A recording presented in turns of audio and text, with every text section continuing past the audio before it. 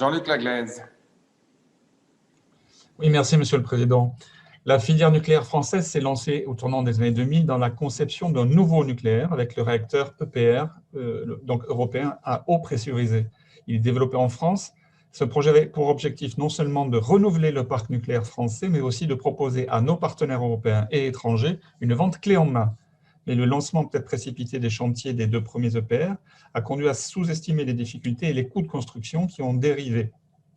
Dans un rapport de 2020, la Cour des comptes a ainsi demandé un retour d'expérience sur cette démarche, notamment sur les EPR de Finlande, Royaume-Uni et Chine, avant toute décision de construction de réactions de nouvelle génération, y compris à l'export. Pourtant, il est indéniable que l'exportation de notre savoir-faire en la matière, dans les années et décennies à venir, sera indispensable pour maintenir à flot la filière nucléaire française. La Pologne, par exemple, a ouvert un appel d'offres pour la construction de 6 réacteurs nucléaires en 20 ans, pour un montant de 34 milliards d'euros. L'avantage qu'a EDF sur ce type de projet à l'international est sa capacité à les prendre en charge dans son entièreté, depuis la conception des centrales, leur construction, en passant par l'exploitation, leur démantèlement et, sans oublier, l'enfouissement des déchets. À ce stade des discussions entre EDF, l'État français et la Commission, quelles seraient, selon vous, les conséquences du projet Hercule sur notre capacité à exporter notre expertise nucléaire?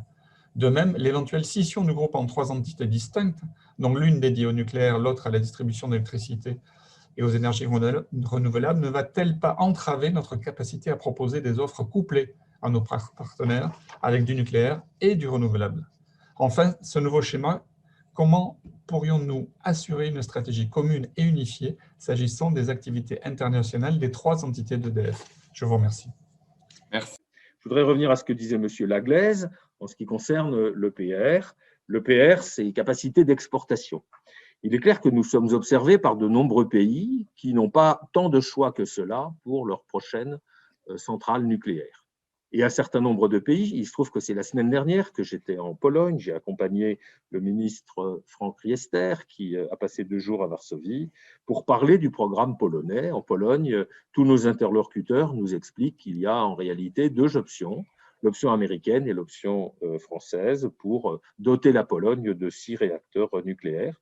Et il est clair que les décisions qui vont être prises sur l'organisation d'EDF, sur les moyens d'EDF, sur la pérennité que nous avons en matière de gestion dans la durée du parc nucléaire à travers une meilleure régulation, mais aussi les décisions qui seront prises par l'État français dans les 2 ans qui viennent en ce qui concerne la construction de nouveaux EPR, il est clair que ces décisions auront un impact absolument considérable sur la commande par la Pologne de 6 réacteurs dans les 2-3 ans qui viennent. Eh bien, ils les commanderont soit aux Américains, soit aux Français, parce que pour des raisons que je ne vais pas décrire plus en détail, le gouvernement polonais n'a pas l'intention d'élargir son choix à d'autres pays que la technologie américaine ou la technologie française.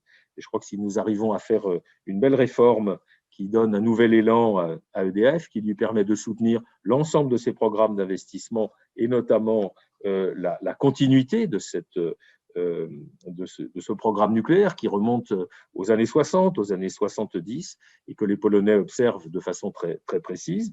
Je souligne d'ailleurs que le ministre polonais de l'énergie est un parfait francophone qui a fait ses études en France. Eh bien, nous renforcerons nos chances de pouvoir exporter des EPR, ce qui représenterait des dizaines de milliers d'emplois pendant plusieurs années en France.